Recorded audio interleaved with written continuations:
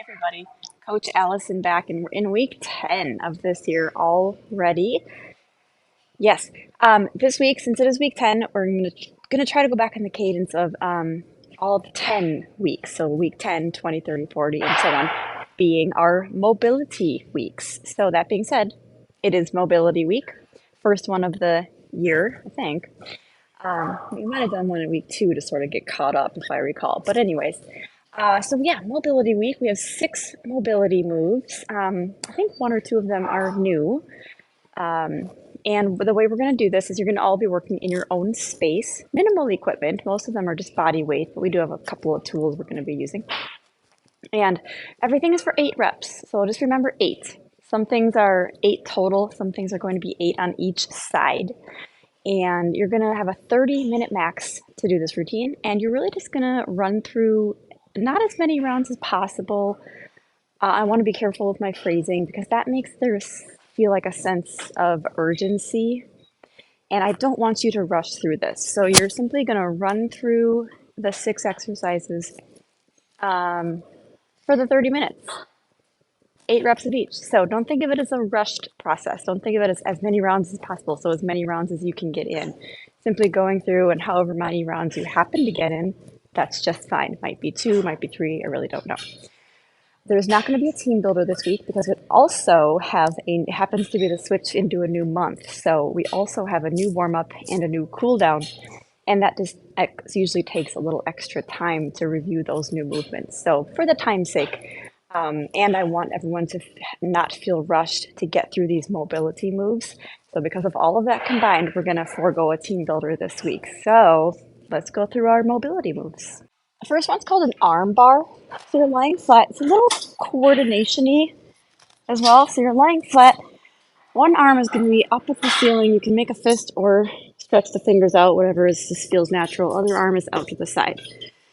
The side with the arm that's up, you're going to bring that knee up as well. Now we're going to slowly, with control, start to pull this side over. You're going to get a big twist and turn with the hips, as you can see. Get this leg as far over as you can. I'm pretty flexible, so I'm able to bring my knee all the way to the floor, but I'm getting a very intense stretch through here. So if this leg for you maybe stops here, that's just fine. Everyone's different. But notice this arm is staying here. I'm not letting this arm pull over here. That's the mobility part. And then you have to kind of engage these muscles to start to pull, in your ab muscles to pull, I should say core muscles, pull this leg back up. You can use this as leverage on the floor here. Back to the starting position. Everything is slow and controlled. So I'll do a couple in a row so you can see. Keep your gaze and your eyes looking up at this hand at all times. So by that I mean I'm not letting my head turn this way. See this? So I'm keeping my head up towards this hand at all times. So you might notice my speed, slow and controlled. We don't want any momentum here. So we don't want to be going like this and rocking. We want to go slow and controlled. So 1 or 2 from the other side, just maybe if that vantage point shows you anything different that might help show you this move better. I'm honestly not sure. Jeez. Some loud clanking in the gym. Notice again how my stationary arm, well, they're both stationary. My up arm is staying very still. I'm doing the movement very slow and controlled. Okay. So I got a few cracks and pops in my spine in a good way. That's a good thing. Now, anyone staying off the floor for these moves, it's going to look pretty different, but you'll get the same sensation, that same twisting. You're going to be on a seated surface. We're going to put one leg up, and then we're going to twist towards the direction of the up leg. And if you have, something like this, you can grab the back of it, grab the outside of the leg, twist as far back as you can, hold it for a second, and then simply come back to the start, pause, start the starting position, and do it again, as far back as you can, and come back. You should feel a little bit of a stretch in this glute here, but a lot kind of going on here. So do all 8 on one side, all 8 on the other side, just like the people on the floor. Okay, kind of a long demo, but I really wanted to drive that one home because it's kind of more one of the more complicated ones. Okay, so that's our arm bar. Next one, we have a thread the needle to a rotation. So actually kind of two movements going on here at once. I'm not at once, but back to back. So a standard rotation, like, will kind of be like this, where you stay in a quadruped position. But a thread the needle is sunken with heels, hips back to heels, kind of like a child's pose. So we're going to kind of put that all together. So we're going to go thread the needle, or thread the needle to the quadruped upright, not upright, but lifted rotation. So I'm going to sink my hips back to my heels best I can, like a child's pose. As I do so, I'm going to thread this arm under, hold it for 1 to 3 seconds, whatever feels good. Then I'm going to lift my hips off my heels as I bring this into a rotation. Go as far as you can, let your head follow your hands. And then all nice and smooth, I'm going to sink those hips back to the heels, twist under this direction, come up, lift the hips off the heels, and rotate. Notice, I'm going to do a few on the other side so you can see the other angle. And I want you to notice my gaze, my sight is always watching the hand that's moving. That helps the range of motion if you're always looking in the direction that you are rotating. So I'll do a few the other direction. I'm looking at my hand going this way. Now I'm looking at my hand going this way. Hips to heels or butt to heels. And then up to I want to say quadruped position, even though we are lifting, I guess it'd be a triped position because we are lifting one hand off the floor. That one, there's a lot going on, right? So because we're sinking back and down, then we're coming up and lifting. So it can be a little tricky. You might feel like you're kind of going into a pretzel, but you're going to be 8 each side, very slow and controlled. That's our thread the needle to rotation. Forgot to say, for anyone staying off the floor for that one, we're going to be using an incline here. So it's really the same thing. Actually, not really, because you're not sinking your heels back. So keep a soft bend in the knees. Hands are supported on your inclined surface.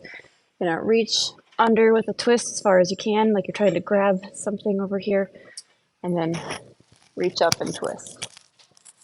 So, yeah, we're taking out that push, the hips pushing back. So that's going to be your thread the needle with the rotation, staying off the floor. Next one is a single leg knee hug with a stretch, however. So we do the single leg knee hugs often for maybe one of our warm-ups. But we're going to add a stretch so that we're getting a shortened muscle position and then a lengthened muscle position. So we're getting kind of those two movements. So 8 on one side. So we're going to pull the knee in.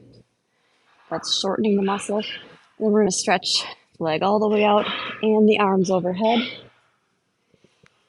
And then come back. Pull the knee in. Everything is slow and controlled. That's the theme for this entire workout, is slow and controlled movement. So we're not jerking the knee in and then going at a speed like this. That's far too fast. Everything is slow and controlled. You can hold the hug here for 2 to 3 seconds and then really stretch the leg out. So you're feeling kind of that stretching, lengthening in the hip flexor and everything right here. 8 on each side. For anyone staying off the floor, come onto your bench or your box or your chair, whatever the coaches have in the space for you. Very similar. Don't lean back all the way unless you want to put your chair, your box against the wall, so you do have some safety net behind you, but don't lean back too far. But you do want a little bit of a lean, just a little. See how I'm leaning a little? So that's why I said just don't lean too far. But you'll do your knee hug, same thing, knee hug, and then just kind of bring the arms up for a stretch. But I want you to stretch that leg fully out. See how I stretched it out? So I'm stretching, lengthening this muscle as much as possible, this hip flexor muscle. And then kind of come down, or I should say bring it up and then come down. So it's really the same thing. We're just getting that nice full stretch between each rep. That's the key here. And that's our single leg knee hug. We're probably going to be up for one here. We got internal and external shoulder rotations, great for shoulder mobility and strengthening depending on the resistance you use. But let's not go crazy heavy today. We're focusing on mobility more than strengthening. So I'm actually going to bring mine in a little bit. So this one, we might have to, if there's not going to be enough bands for everyone, possibly depending on the size of your group. So the coaches can have a few bands hooked up, and then you can just go up to the band when you're at this point, because everyone's going to be sort of at a different tempo through this workout, different speed. So the external rotation, you're pulling the resistance outward externally. Internal rotations, you're going to be pulling the resistance inward internally, right? So for external rotations, for both of them though, you keep the arm in the same position. The anchor point is over here, and I'm pulling that resistance outward. So this is my external rotation. The key though is keeping the arm right along your side, elbow close to your side, and it's a small movement. What's my range of motion here? Maybe 8 inches, maybe 6. Okay, you don't have to bring the arm all the way across your body like this. You actually don't want to. So you want your starting and stopping point to be kind of at your belly button, kind of at your midline. So I'm starting and stopping it right here. There's no need to go all the way over like this. Again, you actually don't want to do that. So starting and stopping at about my midline. If you don't want, see now how much my arm is coming away from my side here? That's what we don't want. Again, pretend you have super glue on the inside of your arm or Velcro or something, and it's just stuck right here. Okay, now that's my external rotation. So you do 8 of those, then all you have to do the internal rotations is turn around. I'm going to be facing away from you, but now the same thing, but I'm pulling the resistance internally towards me. So I'll face back around and just switch arms so you can actually see what I'm doing. But now you might have to step out a little because it's going to feel stronger coming internally, coming this way. Same thing, keep the arm glued to your side, but now I'm pulling the weight in, pulling the resistance in. Okay? This one tends to be a little stronger. Typically, it's always exceptions to the rule, always. But typically, when you're pulling something in towards you, it's a stronger movement than when you're pressing the weight away from you, just typically. So that's true in this case. So I'm pulling the resistance. That's why I'm stepping way out here, because I'm stronger at the internal rotation than the external. That's going to be true for most of you, unless you have a shoulder injury.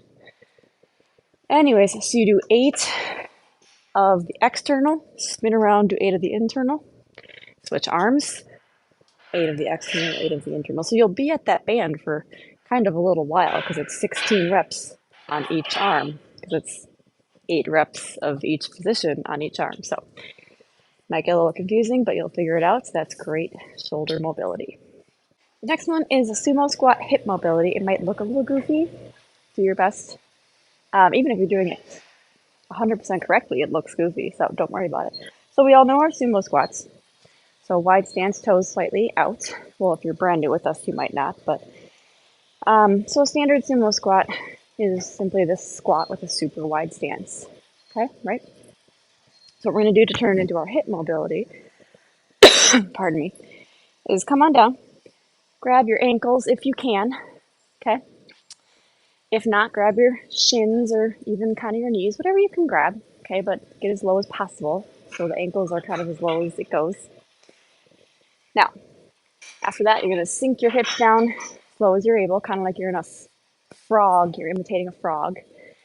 And then we're going to keep the head down, but straighten the legs, and then come back down. So what we don't want to do here is get the head straight up and down. So I said keep the head down. Let me go back and kind of rephrase that. Kind of keep the head up and chest up, but I just meant like we're not coming up like this. So maybe from the side would be a little better angle. Your head is going to be kind of lower than the heart. So if you know you have any sort of blood pressure issues, we're going to turn this into, for you, a deep squat where you are going down but coming fully up. So do let your coach know about that. But so what I meant by that, by keep your head down, was notice how like my chest is up, my head is kind of up. So we're not doing this. That's what I meant. So we're not, the head is not straight up and down. So kind of keep your gaze forward and your chest kind of up a little. So we're sinking those hips down and then straighten the legs as much as possible. I can't straighten them all the way, but I'm getting a great hamstring stretch here and then great hip mobility here. So again, keep your gaze about 6 feet in front of you on the floor. Don't go like this. That's not what we're going for. If you drop the head like I just showed you not to do, that will get you dizzy. That'll get anybody dizzy. So keep your gaze forward. We're going for deep hips and then high hips for that hip mobility. So let's give it a try. And last but not least, an oldie but a goodie, we're going to do cat-cow. We do this quite a bit, sometimes in just our regular routine. We did a lot of spinal twisting earlier in the routine. Really wanted to get just a good focus on some spinal movement. Oh, there's correct. My back was there. And cat-cow is a great way to do that. So hands and knees, quadruped position. We're going to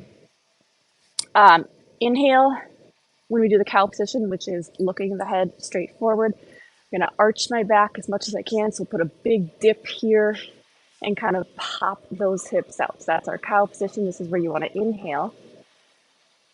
And then exhale, do the exact opposite. Droop your head, curl your hips under, and round your back. So you exhale here. And you go through these very, very slowly. Inhale and exhale. The biggest component of this is the spine. Goodness. The spine rounding and arching, and the hips tucking out and curling under. So keep those two things in mind. Very simple to change into an incline version, no problem. Everything is exactly the same. So I'll just do one or two quick ones here to show you. Cow position here. Watch my spine and my hips. Now I'm tucking those hips under, rounding my spine. Cat pose or position. Inhale. Exhale. I mentioned the breathing with this one more so than any of the others. Because the breathing is a really big component of this.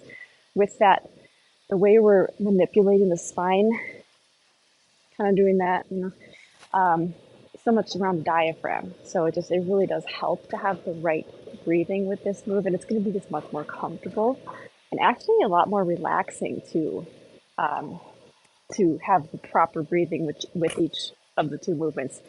Is it going to make or break the whole exercise? No. So if the breathing doesn't feel right to you or you're really struggling getting the breathing 100% matched up with the movements, that's okay. Just work on it and see what you think. That's our cat-cow. All right, everybody, so that's our mobility, kind of longer demos, but some of these mobility moves are a little tricky, so I really wanted to get in deep with them. No team builder, as I said, because this is 30-minute routine, a little bit longer. So hope you enjoy it, and see you back next week.